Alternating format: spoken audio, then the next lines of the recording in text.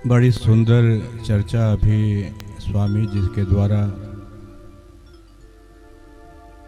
मानस में जिस ढंग से गोस्वामी जी ने, वाल्मीकि के अवतार गोस्वामी जी ने भगवान श्री राम की परम पावनी, परम मनोहारिणी, परम दिव्य कथा प्रस्तुत की है, उसका मंगलारंभ स्वामी जी के द्वारा धीरे धीरे कथा आगे बढ़ेगी और कथा का रस, कथा का अमृत प्रकट होता जाएगा।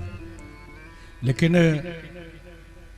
एक महायज्ञ अपने सलेमपुर में ही, जिसे मैं प्रेम वृंदावन क्षेत्र कहता हूँ, श्री मुरली मनोहर मंदिर में 25वें वर्ष से प्रारंभ है, 1000 वर्षों के संकल्प के साथ सहस्राब्द विश्व उद्धार रास संकीर्तन महायज्ञ, और उसके रजत जयंती वर्ष में 25वें वर्ष में हमको आपको ये सौभाग्य मिला कि जो वहाँ महायज्ञ चल रहा है, संकीर्तन महायज्ञ, रास संकीर्तन महायज्ञ, भगवान गीता में ही 10वें अध्याय में कहते हैं यज्ञ नाम जप यज्ञोस्मे।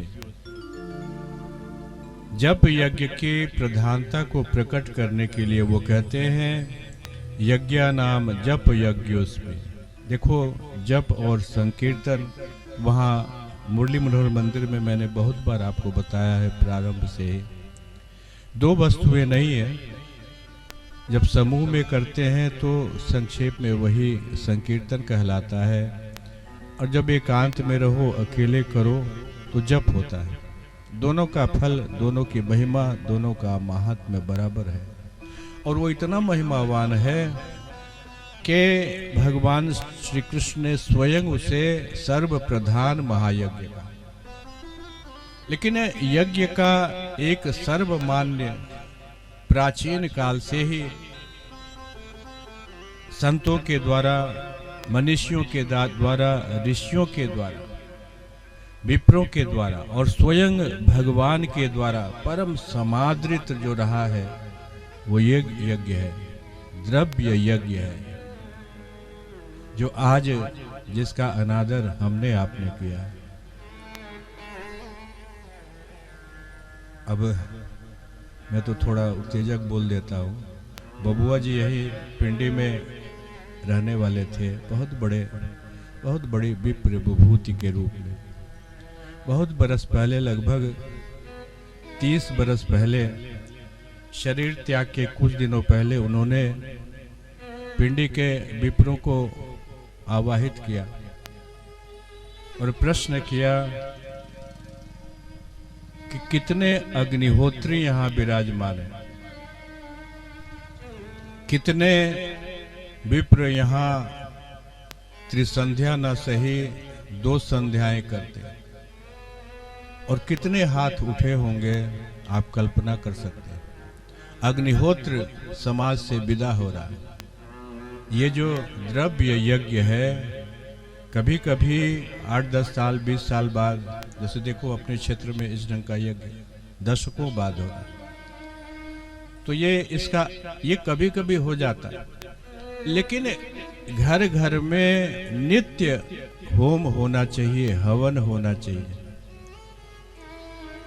आप अभी स्वामी जी ने वाल्मीकि रामायण की चर्चा की, तो जो चित्रकूट का प्रसंग है, जैसे भगवान श्री कृष्ण का नित्यचर्या का प्रसंग 11वें स्कंद में मिलता है श्रीमद् भागवत महापुराण में, वैसे ही वाल्मीकि रामायण में भगवान श्री राम जब वनगमन करते हैं और चित्रकूट पहुंचते हैं तो उनकी नित्यचर्या का प्रसंग आता है।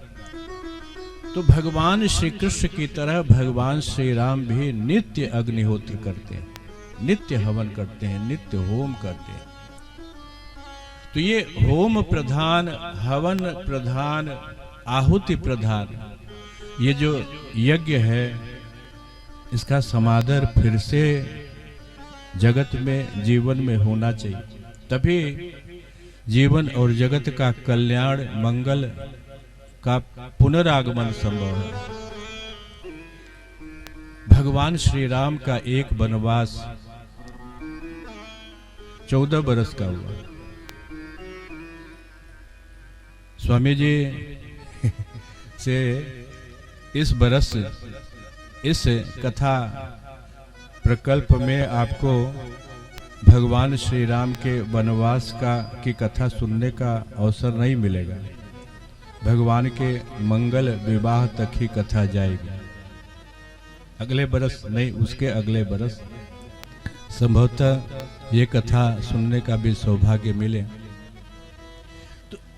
तो एक वनवास श्री राम का 14 वर्षों का हुआ और आज भी हिंदुस्तान भगवान श्री राम के चारों भाइयों के 14 वर्षों के वनवास के लिए हाहाकार कर रोता है कि नहीं?